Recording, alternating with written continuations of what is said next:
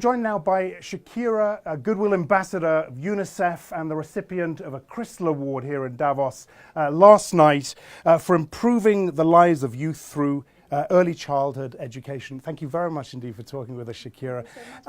This is clearly an area you are passionate about. Do you leave Davos and all these people, these policymakers, these business leaders feeling optimistic that they get the message?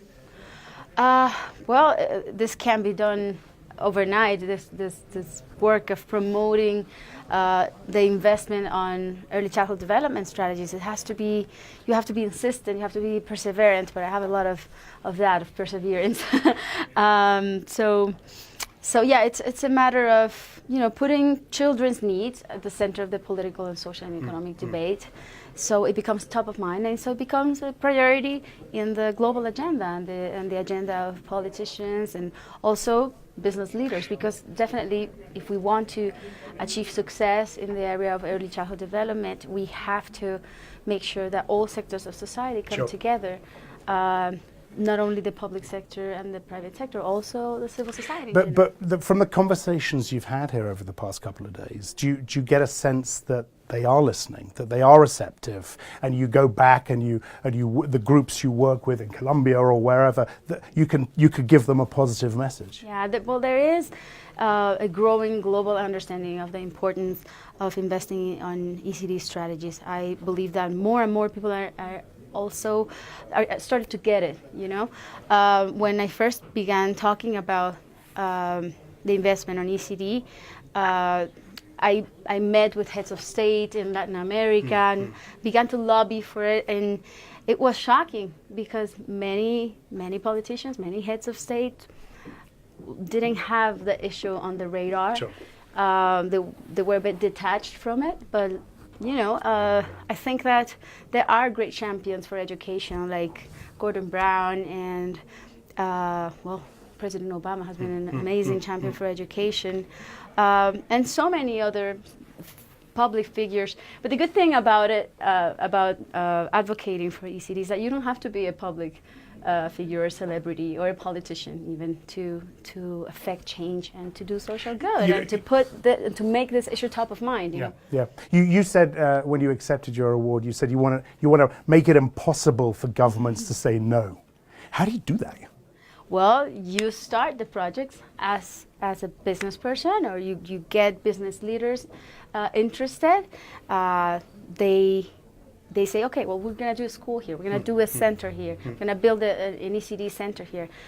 Obviously, we're going to build it if the government comes and does its part. So we create a whole partnership with the government and engage them, and they get excited about it. And it gets sexy. Yeah, And I guess you're part of this is convincing them that you are creating, and this is something else you said, the babies are the future leaders. You're creating the future leaders. Today's babies are going to drive tomorrow's businesses. Right. They're going to solve tomorrow's problems.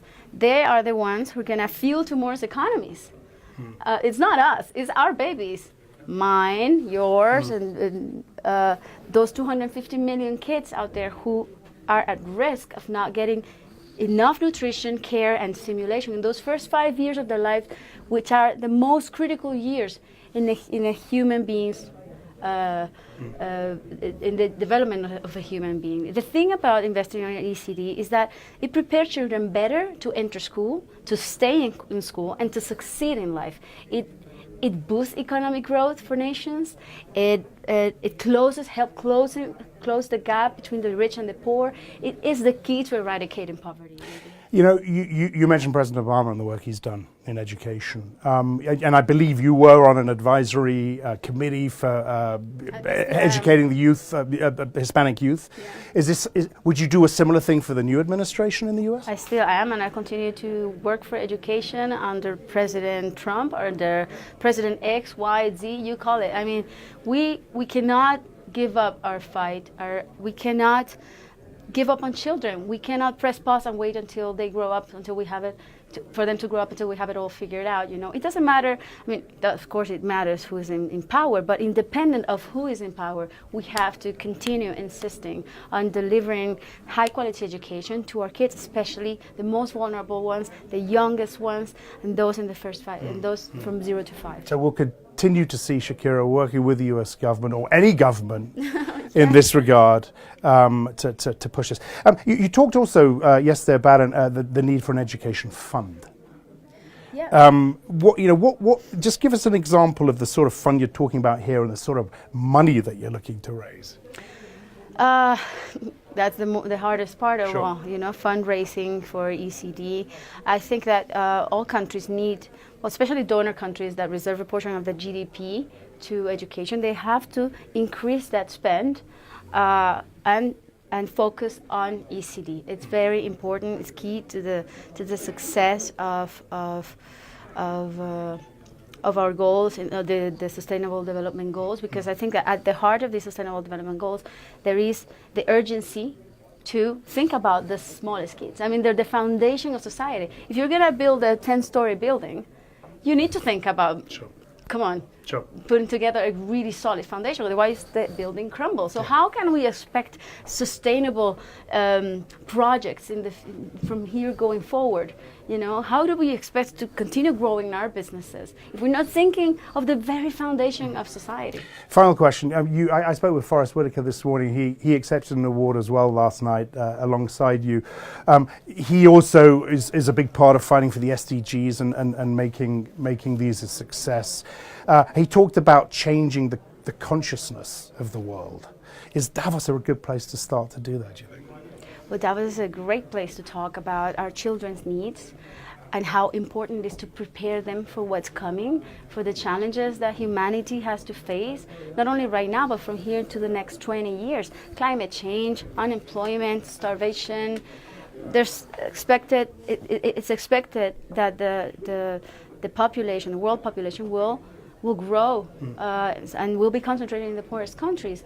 And we will need to feed 9 billion people, or we will have to face conflict and starvation, more conflict and more starvation. And those who are going to have to be dealing with all of those issues in the future are going to be today's babies and today's kids. So that's why this is a great place to have a conversation, open the debate, make sure that the message is delivered and that it stays with those people who move the needle. Even though I'm convinced that everyone can move the needle their own way, especially today with social media explosion, when everybody has a platform, anyone has a Twitter and an Instagram account. I mean, come on, we can all talk about our children's needs, put it at the top of people's politicians' agendas, and also even share literature on the issue, campaign for it. The public awareness campaigns are a big, vital part of all of this, and that's why I'm here, talking about it, campaigning for it. Shakira, thank you very much for your candor, and I wish you the best of luck with all of this. Thank you so much indeed.